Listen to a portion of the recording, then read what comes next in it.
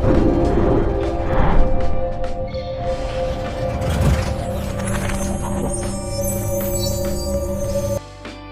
आज की जो कहानी मैं आप लोगों को बताने वाला हूँ, ये एक सच्ची घटना है जो कि मेरे एक सब्सक्राइबर है, उनके ज़िंदगी में ये घटना हो चुका है। उन्होंने मेल के माध्यम से ये घटना मुझे बताए।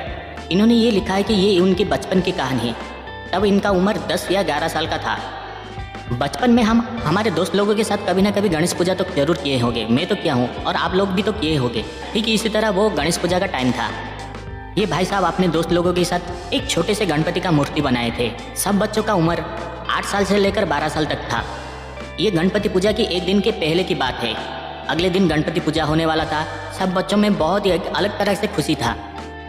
ये भाई साहब अपने दोस्त लोगों के साथ गणपति पूजा के डेकोरेशन में उस दिन लगे हुए थे। आप लोगों को तो पता ही होगा, जब हम बचपन में गणेश पूजा करते थे तो हमारे बच्चों के बीच में कंपटीशन होता था। कोई बोलता था, अरे यार हमारा जो गणपति का मूर्ति है ना बहुत ही छोटा है, तो अगली गली में जो गणपति बना रहे हैं उन लोगों का मूर्ति तो बहुत ही बड़ा है। तो दूसरा कोई बोलता था, नहीं उन लोगों का कलर अच्छा नहीं है, वो अगले चौराहे में जो गणपति बना रहे हैं ना उनका कलर बहुत ही मस्त दिख रहा है। इस तरह का चल रहा था। इनके गांव में लगभग 6 या 7 गणपति का मूर्ति बनाया गया था। अगले दिन गणपति का पूजा है। सब बच्चों ने मिलकर 9 से 10 बजे के अंदर डेकोरेशन खत्म कर लिए थे। उसके बाद सारे बच्चों ने मिलकर घर पे खाना खाने के लिए गए। खाना खत्म होने के बाद फिर से लौट कर आए। फिर इन बच्चों के बीच में बात तलाक हुआ कि चलो हमारा डेकोरेशन तो खत्म हो चुका है, क्यों ना हम पूरा गांव घूम घूम कर देखें किसका किस तरह से डेकोरेशन हुआ है। फिर ये भाई साहब और उनके दोस्त लोग मिलकर पूरे गांव के एक बार चक्कर लगा कर आ गए। जो भी हो, दूसरों के मुकाबले हमारा थोड़ा सा अच्छा है। इनके गांव से थोड़ी ही दूर में एक तालाब था। उस तालाब के एक साइड में रंग बिरंगी का फूल का एक बगीचा था, बहुत छोटा सा बगीचा था। और तालाब के दूसरे साइड में एक बरगद का बड़ा सा पेड़ था। उस पेड़ के नीचे गाँव में जो भी लोग मरते थे उनका अस्थियाँ लोग लेकर उन पेड़ के नीचे रखते थे। वो बरगद का पेड़ इतना बड़ा था, वहाँ लोग रात को छोड़िए दोपहर को जाने के लिए भी डरते थे। ये भाई साहब और इनके दोस्त लोग मिलकर जब गांव का पूरा चक्कर निकाल कर आए, हमारा डेकोरेशन दूसरों के मुकाबले ठीक ठाक ही है। फिर सारे बच्चों ने मिलकर पूजा के लिए फूल कैसे लाए उसके बारे में सोचने लगे। सबको पता है गांव में एक ही तालाब है और तालाब के एक साइड में फूल का बगीचा है। गाँव में जितने भी बच्चे पूजा कर रहे थे सारे के सारे बच्चे उस बगीचे में जाकर फूल लेने वाले थे। लेकिन बात ये था कि जो पहले जाएगा उसे ही सारा का सारा फूल मिलने वाला था, जो लास्ट में जाएगा उसे तो फूल मिलने वाला ही नहीं था।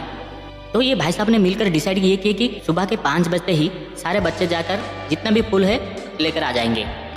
फिर सारे के सारे बच्चे मिलकर जिधर वो पूजा करने वाले थे उसी जगह पर सो गए। लेकिन सोने से पहले सबके मन में एक ही सवाल था, जल्दी उठेंगे और जाकर फूल लेकर आएंगे। अगर लेट हो गया तो इन लोगों को फूल मिलने वाला नहीं था। दिन भर डेकोरेशन करके इधर उधर भाग दौड़ करके सब लोग आराम से सो गए थे। कुछ समय सोने के बाद इन भाई साहब का आँख खुल गया। इन्होंने सारे बच्चे को उठाने लगे, अरे जल्दी जल्दी उठो यार, नहीं तो दूसरे बच्चे आकर सारे के सारे फूल लेकर चले जाएंगे। चलो हम जल्दी जल्दी चलते हैं। इन लोगों को ये नहीं पता था उस वक्त रात को 2 बजे थे। उस टाइम में अभी की तरह मोबाइल नहीं था, नहीं तो सब बच्चे उठकर मोबाइल देखते थे, अरे यार टाइम तो नहीं हुआ है, सो जाओ ऐसे बोलते थे। लेकिन उस टाइम में मोबाइल नहीं था। सारे बच्चे के मन में एक ही सवाल था, अगर जल्दी नहीं गए फूल लाने के लिए तो दूसरे बच्चे आकर फूल लेकर चले जाएंगे।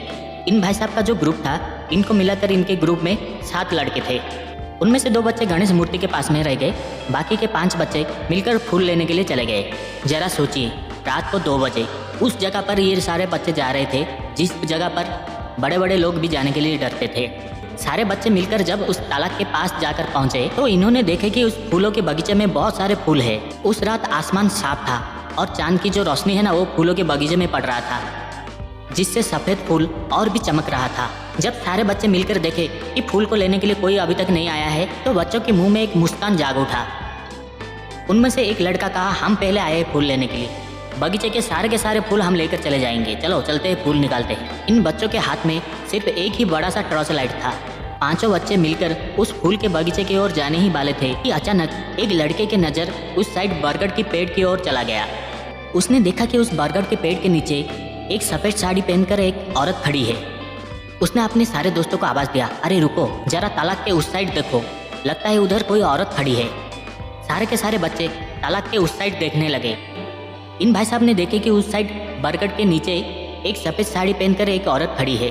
रात के अंधेरे से उस औरत की शक्ल नहीं दिखाई दे रहा था, लेकिन चांद की रोशनी की वजह से उस औरत की सफ़ेद साड़ी चमक कर दिखाई दे रही थी। इन्होंने सोचा कि सुबह तो हो चुका है, लगता है कोई औरत नहाने के लिए तालाब पर आया है। उस वक्त जो लड़का अपने हाथों पर टॉर्च लाइट पकड़ कर रखा था उस लड़के ने उस टॉर्च लाइट को उस बरगद की पेड़ की ओर घुमा दिया। ये भाई साहब ये लिखते हैं कि फिर इन्होंने जो देखा वो देखने के बाद इनके होश उड़ गए। जैसे ही उस बरगद की पेड़ के ऊपर लाइट गया तो औरत गायब हो गया था। सारे बच्चे के रोंगटे खड़े हो गए। फिर उन्होंने अपने टॉर्च लाइट को ऑफ कर दिए। जैसे ही ऑफ कर दिए तो उस बरगद के नीचे फिर से वही औरत दिखाई देने लगा। वो औरत टॉर्च लाइट चालू करने से दिखाई नहीं देता था और ऑफ करने से दिखाई देता था। ये सब देखने के बाद सबको समझ में आ गया था कि वो क्या था। सारे बच्चे एक साथ चिल्लाने लगे और वहाँ से भागने लगे। जब ये भाई साहब पीछे घूमकर देखे तो इनके चारों दोस्त बहुत दूर भागकर चले गए थे। तभी इन्होंने भी चिल्लाते हुए उनके पीछे भागने लगे। भागते भागते इनके मन में सिर्फ एक ही ख्याल आता था, हे भगवान हमको बचा लो। कुछ ही दूर भागने के बाद अचानक कैसे एक बुजुर्ग आदमी वहाँ पर आ पहुँचता है और इन्हें पकड़कर अपने सीने पर लगा देता है। तब तक इस भाई साहब को ये समझ में नहीं आ रहा था कि आखिर हो क्या रहा है। डर के कारण कुछ ही देर के बाद इनके आंखें बंद हो गया। जब इनके आंखें खुले तो वो अपने घर पर थे। इनके चारों ओर बहुत सारे रिश्तेदार थे और साथ ही साथ इनके पास में अपनी माँ और पापा बैठे थे। इन्हें होश आता देखकर इनकी मम्मी इनको गले लगाकर रोने लगे। रोते हुए बोलने लगे, आज के बाद उस तालाब के पास कभी भी मत जाना। ये भाई साहब को आज तक ये नहीं पता चला कि उस रात को आखिर हुआ क्या था, ये घर कैसे पहुँचे। इस हादसे के 2 दिन के बाद इन्होंने अपने माँ से पूछे, उस दिन रात को आखिर क्या हुआ था, मैं घर कैसे पहुँचा। तभी इनके माँ ने बोला, बेटा उस दिन रात को तुम्हारे दोस्त लोग चिल्लाते हुए घर पर आए।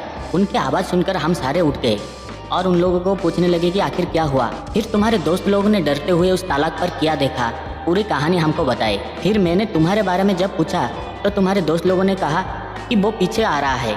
फिर उसके बाद मैं और तुम्हारे पापा मिलकर उस तालाब की ओर दौड़ने लगे और जाकर देखा कि तुम हमारे गांव के पास जो शिव का मंदिर है उसके सामने बेहोश खड़े हो। हमने तुझे उस मंदिर के सामने से ही उठाकर लेकर घर पे आए। ये भाई साहब के मन में आज भी यही बात चल रहा है, आखिर उस रात को क्या हुआ था। इनको जो बुजुर्ग इंसान उस रात को कसकर पकड़े थे वो इंसान कौन था।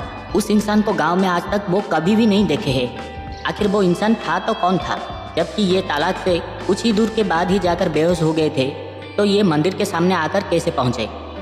इस बारे में इन्होंने अपने माँ बाप को भी कहा, लेकिन कोई भी इनका बात सुनने के लिए तैयार नहीं थे। आखिर रात को 2 बजे कौन सा बुजुर्ग आदमी उस तालाब पर जाएगा।